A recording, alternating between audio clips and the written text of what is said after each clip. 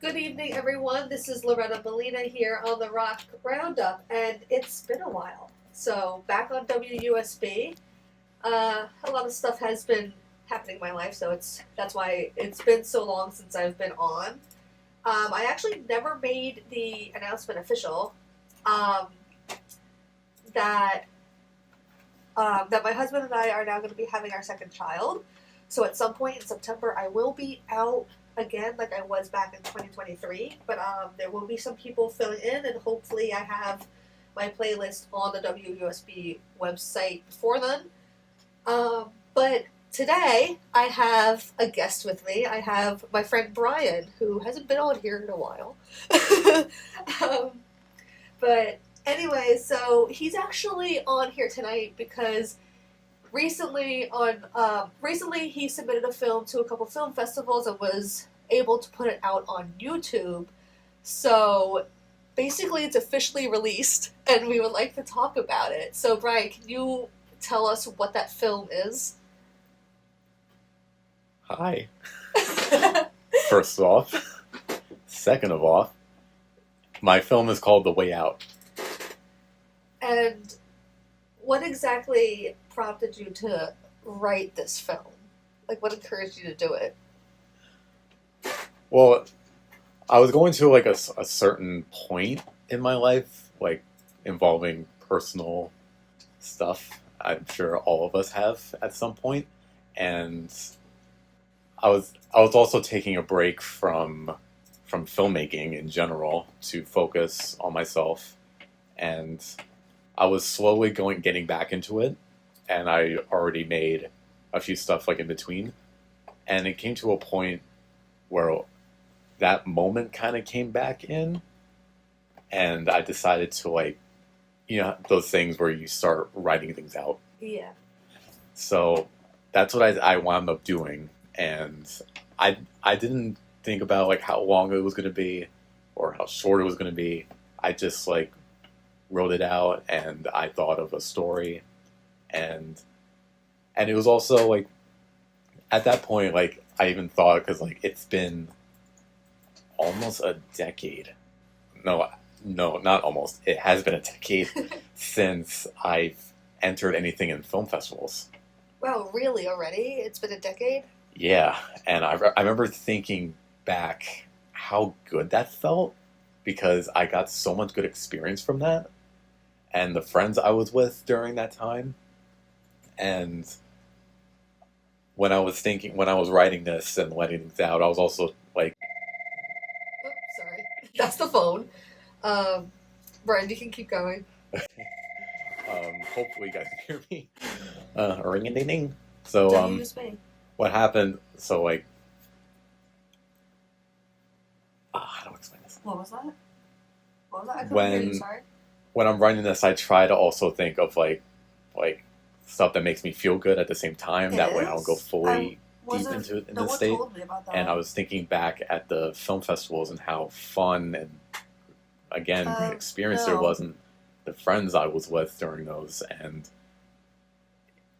I was at the point in my life where I really want to push this passion of mine of filmmaking. So I officially Yes. told myself when I get this done, I'm going to Yes. actually put this out there,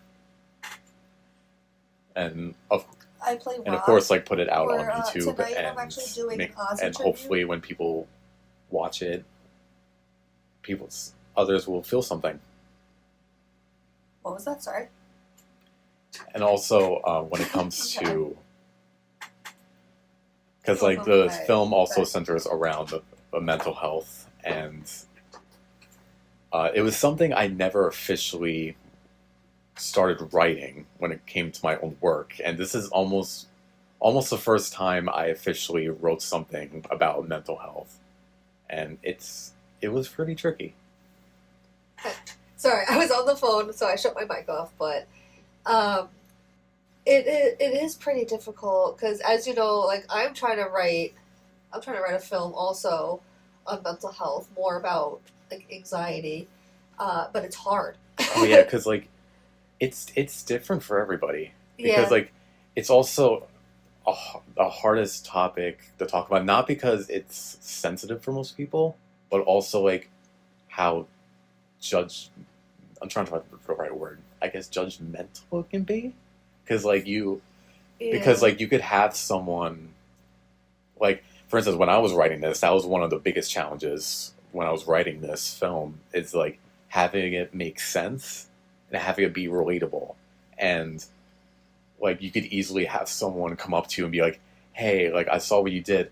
I go through that stuff, but I don't go through that experience, so it's not accurate."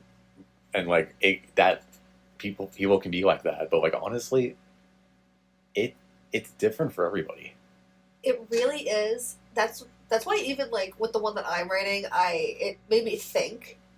And that's why even if I take my own experiences with anxiety, I know that everyone experiences that, and that's why like even my husband with his anxiety and stuff, I've taken some examples from that and from other things that I've seen, like my friends and other people go through, and I incorporate it. So it's not like one thing is left out, Yeah. but it's still really hard to write. Oh yeah. Like I've been writing this, I think, since like 2019, maybe 2018. Especially with trying to find the right words. Yeah, I've taken a break from it, and I keep on thinking about it. I'm like, I gotta get back to it, and then I'm like, I don't know what to write, and then I'm just staring at my page for like hours. And also when you're trying to write it in a creative way, Yeah, because like you don't want to like push this stuff in people's faces. You also want to try to make it like creative and like have it still tell a story. exactly. And that's actually like Brian. I think you listened to this show. When did I even? It's been so long now. I think it was sometime last month or the month before that when I had on Jeffrey Craner from uh, Night Vale Presents. He is one of the people that wrote Welcome to Night Vale, and we talked about how they incorporate anxiety in it, where they basically take your experience with anxiety and they turn it into something comedic. So it's like, Yes. yeah, so that's why, I'm into that stuff too. yeah. One of my favorite comedians does that. Bo Burnham. Oh yeah, yeah. Bo Burnham does that a lot with his content. He does it so like clever. Yeah, the reason why they do it too is people that are going through that type of anxiety, when they hear like the funny side of it, they're like, "Oh, why was I even afraid of that?" And then like it kind of helps them get over it in a way, Yeah. or it makes them feel better about it. They're like, "Oh, I can actually like see this on the funny side next time it happens now." Yeah. I remember Bo Burnham did a song for his special Inside during quarantine, and he did this song about anxiety, and it was a segment where he literally recorded himself having a panic attack. And, Wow, really? And he was sort of like he was like describing like how it feels, and it gets to a point where all of a sudden it cuts to him like singing so happily and describing how it feels, like, but he does it in such like a happy like bright tone, and then it cuts away back to like his anxiety like perspective. It's a very short song, but it was like one of those things where just like oh, that just came out of nowhere, because suddenly he has this like silly face and he's like singing like how it feels like that you can't breathe and like you feel like you're about to die. I saw a music video the other day of this. I forgot his name, but he wrote a song where I think it was anxiety or just the thoughts going through your head or depression or something, but it was like based off of his real life experience, and his song was all about what the voices in his head are saying to him versus like what he's really actually thinking. Mm-hmm. Where his thoughts are just like basically like the voice in his head is like trying to bring him down, but he's trying to put a positive side on it. And it's like this whole thing where he goes back and forth between the two personalities, and it's really cool. That's almost similar to what I did for this film, Yeah. which I will talk about later. But I do that kind of, sort of that kind of thing. Yeah. So we actually did want to do something else tonight as well, so we will get back to talking about Brian's film a little bit later on. Um, it is now 7:10 here at WUSB, and you're listening to WUSB Stony Brook. We're going to do a Ozzy tribute tonight because, as a lot of you probably know, that he had passed away just the other day. So this goes out to Ozzy and his family. And so we're going to start off with his song, Mama, I'm Coming Home. And now just thinking about it, he really is home now. So let's get straight into the music, and I hope that you enjoy. All right, let's go.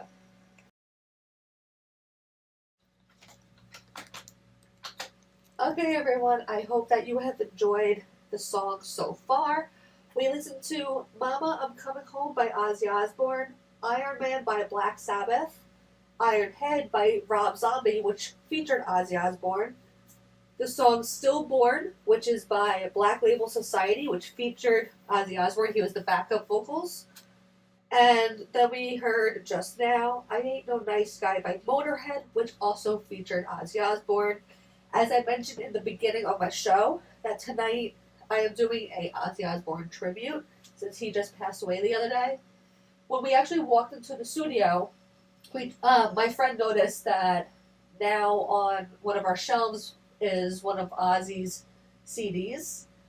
And I guess it was donated by someone, which is very nice, especially now since Ozzy is no longer with us. But it was cool to see the CD. I've seen the picture before, just never like the CD like in person. It's nice. But anyway, we're also going to continue talking about my friend Brian's film. You said that you had more information about more of what the film really is about.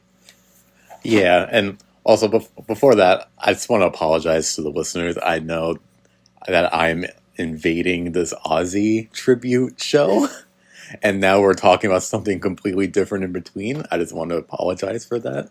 So I'm sure there are listeners being like, what does this have to do with Ozzy?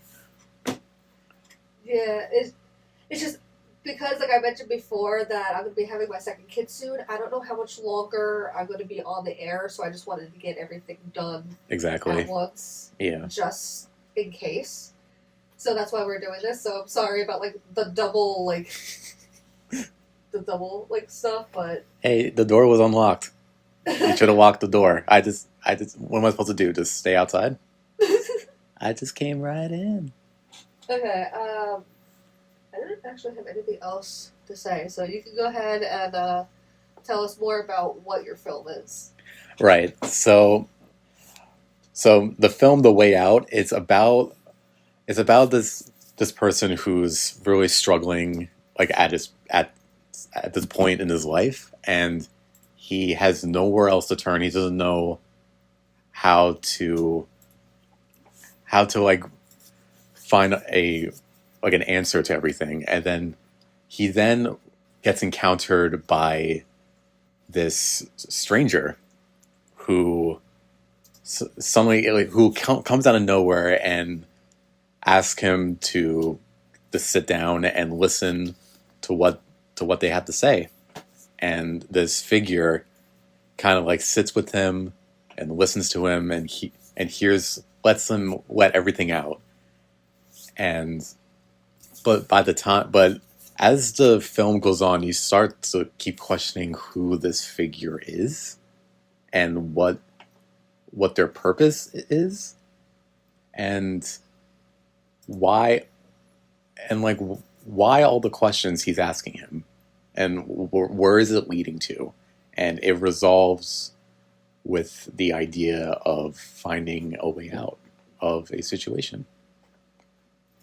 Yeah, I remember when I was watching it, I was confused at first, because I'm glad. I was like... That was my goal.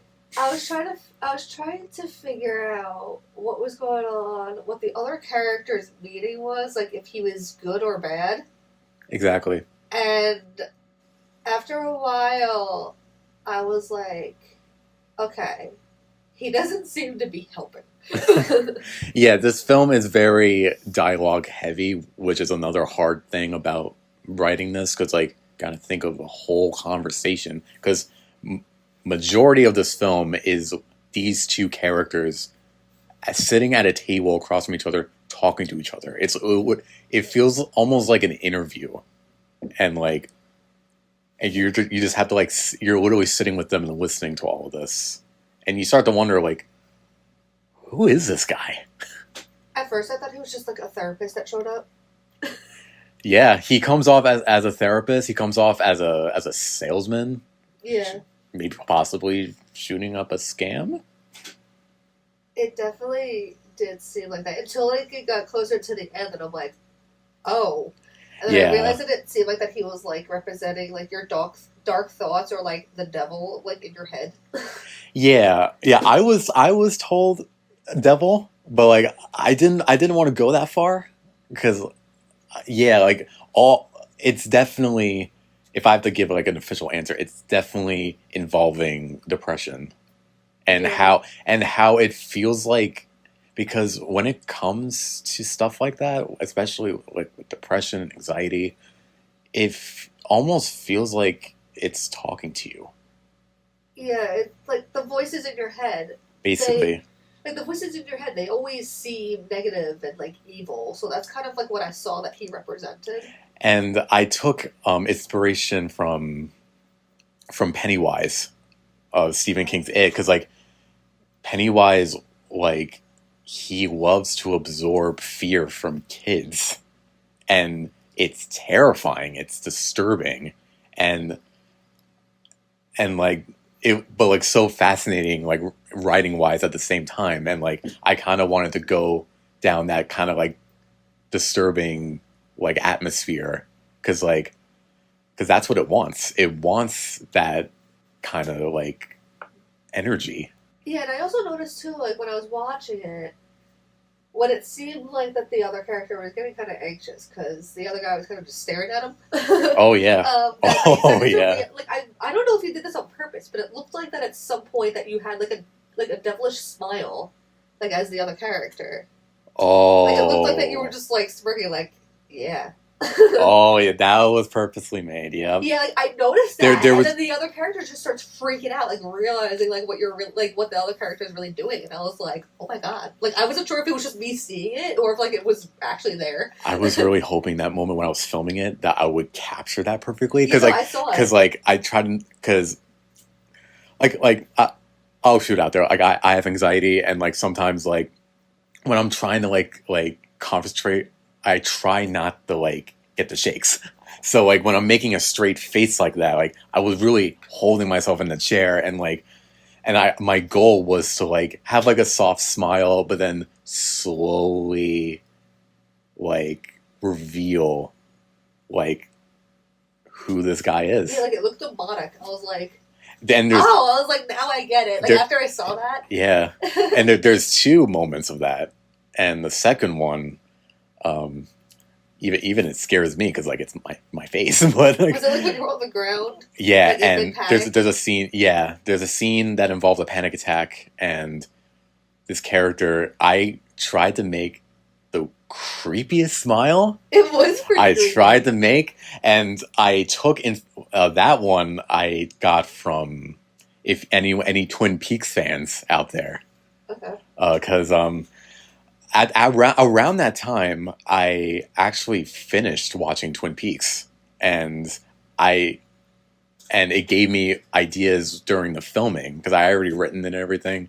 So like I was thinking about the season 2 finale when a slight spoiler but the scene where Agent Cooper gets possessed, and he has this very iconic, horrifying scene where the entity gets to him and he makes that creepy smile after he smashes his face in the mirror.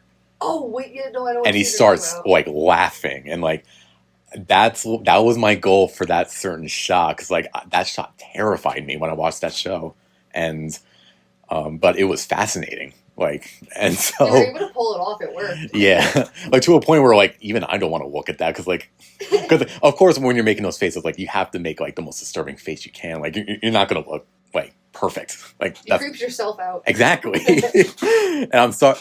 And if it creeped any of you out, you're welcome. If it creeped you out, you know that it's good. Oh yeah. Oh yeah. I also tried to get stuff from like Stephen King's The Shining as well. Yes. Especially like the scene when they're talking at the bar. I kind of took inspiration for that during the whole conversation at the table. I actually had a question though. What's up? Where did you get the idea of like the knocking behind the other character, like on the door? Oh yes. So I'll try not to reveal too much, but there is a portion of the film where my character hears there's like a closet or like a door, and throughout the film you just hear knocking, and I have the viewers question like, what is that? Like, what is going on? Like you're along with my character, like you're just questioning what that is. And of course, I'm not going to spoil it because it's revealed. It's like a twist in the end. Like tell them what actually happens. But I got that inspiration because like I tried. Because when you're in a state like that, there are times where there is a portion of you that is trying to run away from. Yeah. Because like when you get to that state, and even I hate to say this, but even further, there is like this like panic feel that like that wow, you are putting yourself through this, but at the same time you can't stop, and it's horrifying. And a lot of stuff is like when you're in mid panic, a lot of sounds and other things are hyping too. Yeah, and like that part of you that like doesn't want to go through this is just being thrown in the back of your head, and it's trying to like come out. Yeah. So that was like the point of that. Yeah, it's like describe again. I'm trying not to spoil anything, but like I want to describe it as like something in the back of your head that's trying to wake up the main part of your brain or of your mindset, and trying to warn you that depression is trying to trick you, and your anxiety is trying to push you over the edge. Yeah, just like the title of your film, A Way Out. Like even that, like that's your inner self trying to tell you, like that they're like basically that they're there for you. That there is another way out, just not the way that your head's telling you. Oh yeah, and funny you brought that up because another fun fact, again without spoiling, but when you start the film, I don't reveal the title until the very end. Oh yeah, I did. Now that you mentioned it, now I realize that because I was watching the Pixar film Soul. Oh, I have to watch it. And in that movie, they don't reveal the title to the very end. Huh. Because, and I read into it, because they did that because they wanted to sell the message of the story, because the main character was trying to find his deeper soul, and in the very end, I guess it's not too big of a spoiler because it's a Pixar film, but once he finds it at the very end, then they reveal the title, and I thought that was very creative, and I wanted to do that for this film, and again, I won't reveal the ending, but what happens in the end, I reveal the title, showing like what it was leading to, like what the story was leading to the end. Yeah, literally at the end when I was watching it, at the very when it got near the end and I realized what was going on and like the meaning of it and the official ending, even like Rob even caught, like, I was crying. You were crying? I was crying. Like, I had tears in my eyes. I'm like, that was so emotional, but it was really good. That's the first response I've gotten. It was just like, the ending was so, like, sweet. And, like, I started tearing up, and then, like, I know he didn't get a chance to finish it at first, so then I got to watch it when he was out at some point, and then when he came home and the next day he was watching it, I cried again. Um, and another thing. When so, like I said, I didn't know how long this film was going to be. I thought it was going to be at least under 30 minutes, but it's actually 45 minutes. But at the same time, I really didn't mind because it was everything I wanted. It was everything in the script. Everything I wanted to include. There was I did do some improv, like ad-libbing at certain points. Especially, I had this huge monologue that I'm terrified of monologues because of remembering the lines. Yeah, But I had the same problem. I'll admit I had a cheat sheet when I filmed it. I'll probably reveal it another time about how I did it. But I did a cheat. But there was portions where I did wind up ad-libbing. But there was one specific part. It was in the ending where it was not scripted. And I actually did it in the very moment because it ended like before I do it, that's how the script ended. But it was like the last second of the film. I was even thinking about it in that moment when I was shooting that shot. And I don't know, I don't want to sound too corny, but like I guess because like that feeling like was getting to me, and I I thought of a very last second idea, and and you'll and you'll see it in that final shot. It was in the final shot that I just did it. So the what happens in the final shot was completely improv. That is awesome. Yeah, like It was a last second thing, and I did film the original, like, well, not the original, but like an original like shot, like last final shot, but then it kept going like in the final cut. sometimes it happens that you come up with an idea and you're like, oh, I want to stick that in there. Oh, exactly. That's like a lot of movies do that. Like actors they'll ad-lib a line Yeah. and then it ends up staying in the film. Yeah, that's what I was saying about when I finished watching Twin Peaks. By the time I started filming this thing, because like when I the shot of the creepy smile, but also the because this character that you meet, this dark character, he's also very kooky. He's very kooky, and I took that from David Lynch, the director of Twin Peaks and many amazing films. And unfortunately, he passed away at the beginning of this year. And Oh, I think I heard about that. Yeah. yeah, and once I finished Twin Peaks, I immediately became a fan of him, and I started watching his other films. And then sometime later, he wound up passing away. And with his style is like weirdness that doesn't make any sense, but at the same time, you can't help but watching. And it's just so random. And I decided to include that when I was acting as the dark character. Because there are moments where he acts very kooky to a point where you can't help but laugh to yourself.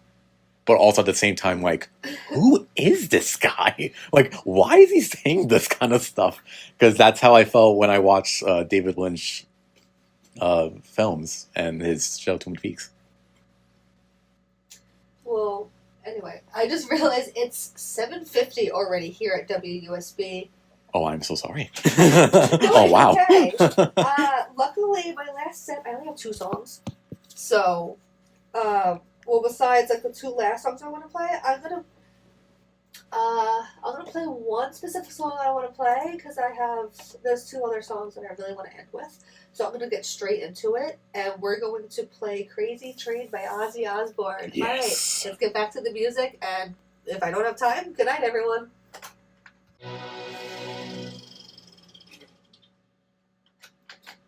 All right, everyone, we just want to say a quick good night. It's now 8 o'clock here at WUSB. So, Brian, thank you for being on. But is You're there welcome. any way that they can watch the film? You can watch my film The Way Out on my YouTube channel. It's just my name, Brian Rodriguez. I also want to mention that the film was got in on the New York Monthly Film Festival, and also There's the phone. And there's also the New York Liftoff Film Festival. And they both entered there and is now in the process of going any further. Sorry about the phone.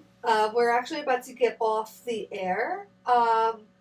So I'm going to play one last song. So I'm going to have somebody come in and I'm going to put something up, but someone's going to be in here if anyone does need a call.